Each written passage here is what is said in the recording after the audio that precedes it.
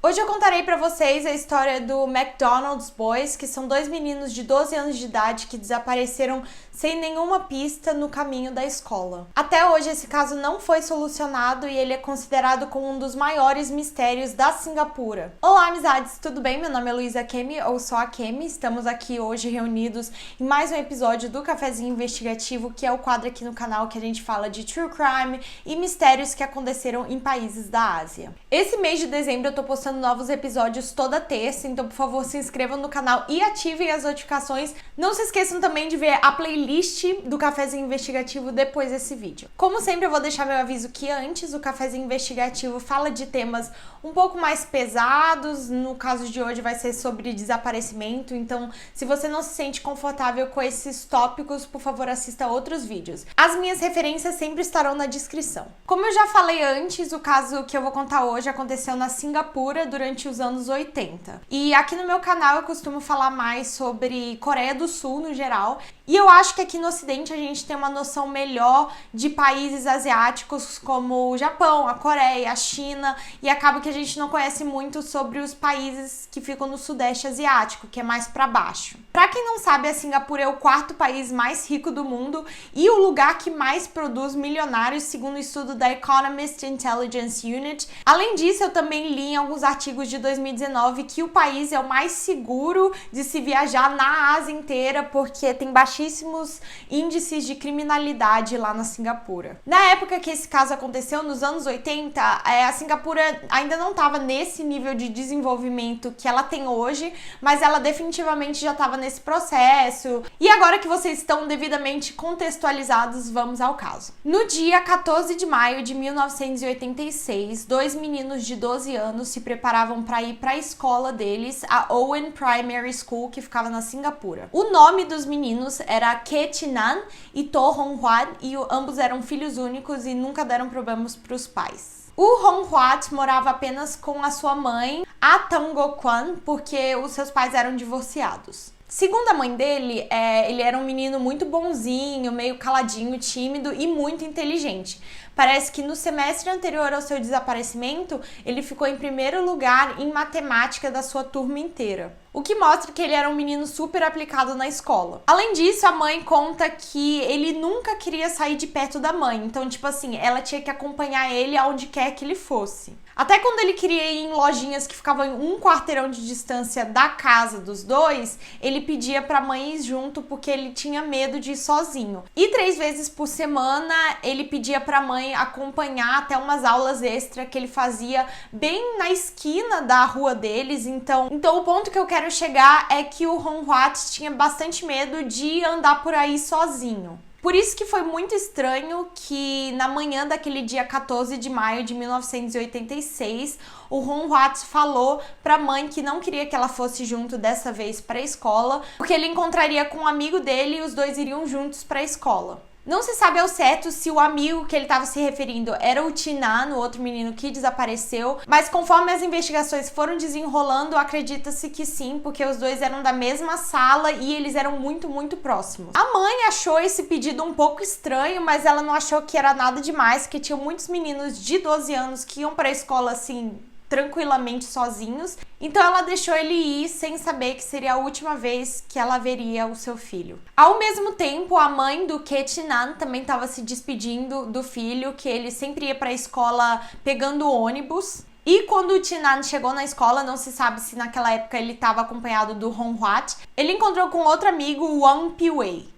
Por volta do 12:30, o Tinan falou pro Piwei que ele queria visitar umas lojinhas que ficavam bem na frente da escola. E como o Piwei não iria junto, ele perguntou pro amigo: você quer que eu pegue sua mochila, segure sua mochila pra você não ter que carregar na hora de ir nas lojinhas? E o Tinan aceitou, então ele deu a mochila pro Piwei e saiu da escola. Quando o sinal da escola tocou para anunciar que ia começar as aulas da tarde, o Piwei pegou a mochila dele e foi para a sala e deixou a mochila do Tinan num banco da cantina da escola, porque ele achava que o Tinan estava atrasado, mas assim que ele voltasse ele ia pegar a mochila e ir para a sala. Quando a aula começou, a professora fez a chamada de todos os 24 alunos da turma, mas 2 deles não apareceram, que é o Ke Chi Nan e o To Hong Hwan. Quando o Pee-wee reparou que provavelmente o amigo dele não ia nem voltar para aula, ele foi até a professora, contou o que aconteceu e perguntou se ele podia sair para pegar a mochila do amigo para não deixar jogada, tipo, no meio do campus. E foi a partir daqui que a professora começou a ficar mais alarmada, porque conversando com o Pee-wee,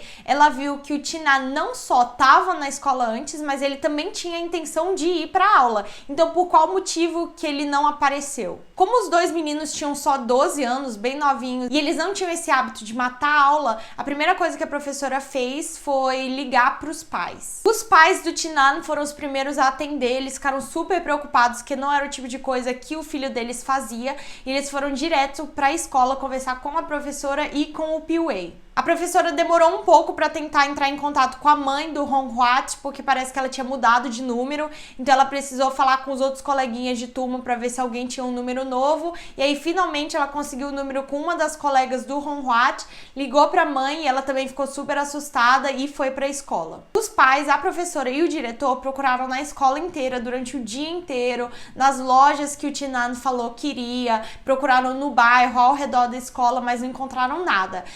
Eu li em alguns lugares que eles encontraram alguns pertences dos dois, tipo livros, mochilas, etc., numa árvore lá da escola, mas os jornais oficiais da época não falaram essa informação, então eu não sei verificar se é verdade. Quando deu mais ou menos 7h15 da noite, eles já estavam desesperados, procurando em tudo que é lugar, e eles resolveram ligar para a polícia. Foi uma busca extremamente intensa, a polícia trabalhou por vários dias, entrevistando alunos, professores, vasculhando toda a cidade, mas eles não encontraram nada. E aí eles colocaram uma recompensa de $1.000 para quem tivesse informações sobre os dois meninos. O que preocupava ainda mais os pais é que esses meninos não tinham levado, tipo, roupas extra ou dinheiro para sobreviver tanto tempo longe de casa. Então não tinha nenhuma evidência para dizer que eles fugiram de casa por conta própria, alguma coisa assim.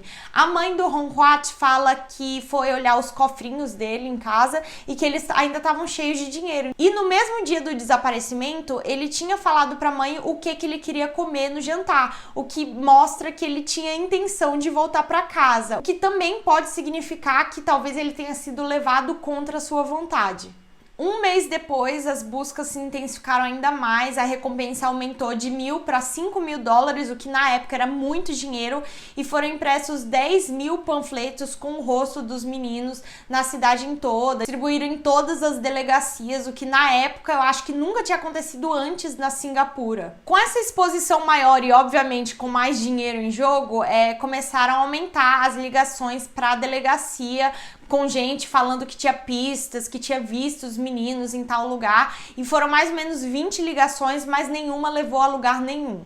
Em uma das ligações mais preocupantes, a pessoa atrás da linha falou que viu os dois meninos numa rodoviária Singapore Johor Express Bus Terminal com dois homens chineses nos seus 40 anos. Mas nenhuma dessas linhas de investigação estavam levando a polícia a lugar nenhum. A polícia ia lá, investigava, procurava pistas, mas às vezes não fazia muito sentido e eles tinham que acabar largando essas pistas. E é interessante ressaltar que parece que a polícia estava fazendo realmente de tudo para encontrar esses meninos, porque, por exemplo, em uma das ligações, uma pessoa diz ter visto os meninos em uma ilha específica lá da Singapura e mandaram mais de 100 policiais para vasculhar literalmente a ilha inteira. Eles tinham um plano de vasculhar de setor em setor e não encontraram nada. Quase 4 meses depois do desaparecimento, no dia 3 de setembro do mesmo ano, os pais receberam ligações misteriosas em ambas as casas.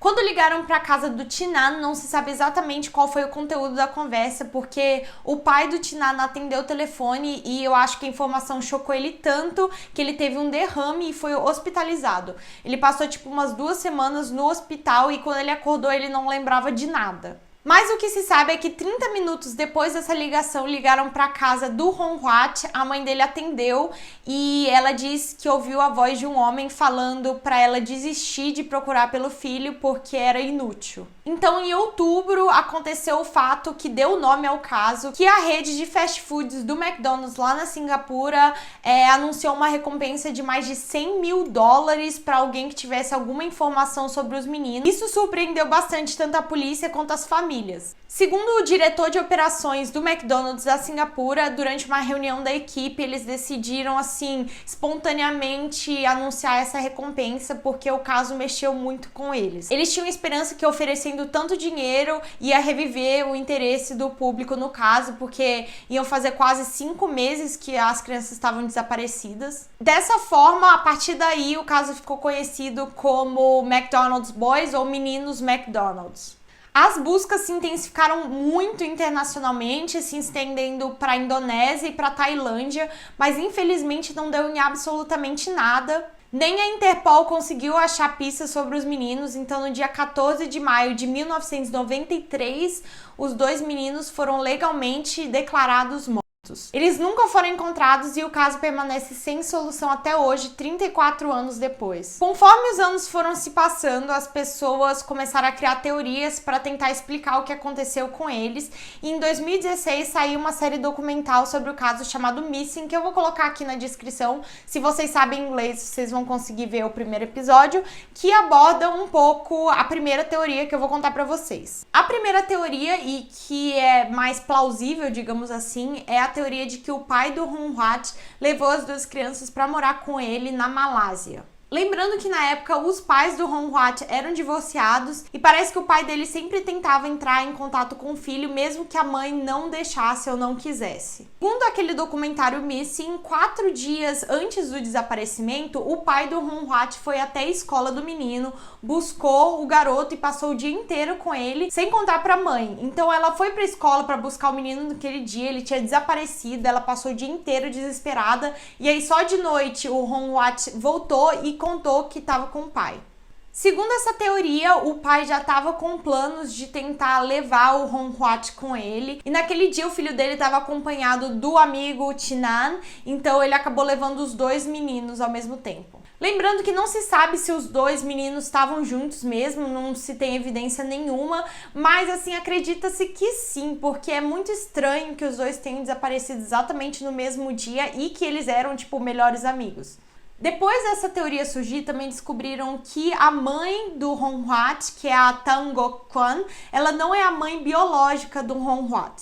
Que o pai dele teve um caso com uma outra mulher, então ele era um filho ilegítimo do casal, mas na época a Tan Ngoc Kwan, ela queria muito ter filho, então ela acabou criando o Hon Wat sozinha, como se ele fosse o filho biológico dela, chegando até a falsificar alguns documentos, pelo menos é isso que tá no documentário. Outra evidência que apoia essa teoria é que a mãe biológica do Hon Wat, que é amante do pai dele, foi para a polícia depois desse desaparecimento e ela contou que apenas uma semana antes do desaparecimento, o pai do Hon Wat foi até ela e perguntou se ela aceitaria cuidar do Hon Wat de novo. Obviamente ela falou que não, que o menino viveu a vida inteira dele com a Gong Kwan e que não faria o menor sentido. Daí o pai supostamente teria falado que ele mesmo daria um jeito para tirar o Hon Wat das mãos da Go Kwan. Aparentemente a Go Kwan também fez o pai do Hon Wat lá jurar que ele realmente não sabia onde estavam as crianças e ela queria levar ele para um templo para ele jurar na frente dos deuses, e aparentemente ele concordou no começo, mas no dia que era para os 2 irem para o templo ele nunca apareceu. Ele foi interrogado pela polícia em 1996, mas ele foi liberado porque a polícia não tinha evidências suficientes para considerá-lo suspeito. E a única coisa que fica um pouco confusa nessa teoria é que se passaram 34 anos do caso. Então, se os meninos viveram a vida deles em outro país, etc., hoje em dia, se eles estivessem vivos, eles seriam adultos. E eu não entendo por que eles não entrariam em contato com a família deles na Singapura, sabendo da repercussão do caso, porque o caso ficou super famoso na Singapura e em vários outros países. Então, se eles estivessem vivos, com certeza eles saberiam que estão desaparecidos. Principalmente no caso do Chinan, por que ele nunca mais contactaria a família dele? É estranho isso, assim. E a segunda teoria que as pessoas criaram é que os meninos foram levados para Tailândia em condições horrorosas que eu não quero nem mencionar e foram obrigados a pedir por dinheiro nas ruas. Parece um pouco estranho quando eu falo isso, mas eu li na internet que é uma coisa muito comum esse negócio de ser crianças para fazer com que elas peçam dinheiro na rua na Tailândia. É um problema real. Essa teoria só começou a circular porque algumas pessoas falaram que viram os dois meninos nas ruas de Bangkok, mas assim, não existem provas concretas de que isso é verdade. Eu escutei um podcast com uma jornalista que cobriu o caso e conversou com alguns dos policiais que trabalharam no caso na época, e ela disse que essa teoria é a menos plausível porque não tem evidências muito fortes e que talvez seja só um jeito do público tentar encontrar assim, explicações do que aconteceu para ficar mais em paz consigo mesmos. Não diria paz, mas assim, as pessoas não gostam de não saber. O documentário termina com o pai do Thinan falando que mantém a foto dos dois meninos na carteira dele até hoje e que às vezes ele fica se perguntando se o filho dele tá vivo e morando bem em algum outro país. Fica muito claro que a pior parte da história é literalmente não saber o que aconteceu com o próprio filho, e ele fala que tá esperando o momento em que alguém vai aparecer e encontrar o filho e pelo menos ele vai saber onde ele tá, basicamente, o que é muito, muito triste. Todo caso de pessoas desaparecidas é extremamente triste, mas principalmente de crianças desaparecidas. E eu espero que os pais encontrem algum tipo de paz depois desse pesadelo que eles viveram, de alguma forma. Eu espero que pelo menos vocês tenham achado interessante contar sobre casos que acontecem em uns países que normalmente a nossa mídia não fala, né? Os países do Sudeste Asiático. Eu acho que também nos leva um pouco a conhecer a história, a geografia, a política de outros países. Então eu quero trazer mais esses casos aqui para o canal. E se vocês tiverem o interesse de assistir meus outros vídeos de casos de outros países na Ásia, por favor, assista a minha playlist do Cafezinho Investigativo e me sigam no Instagram, porque ontem eu fiz um IGTV ensinando vocês como eu faço minha receita super secreta do meu cafezinho gelado. Ice americano, inclusive. Grandes segredos culinários foram revelados. Muito obrigada por assistir e a gente se vê na próxima. Heart!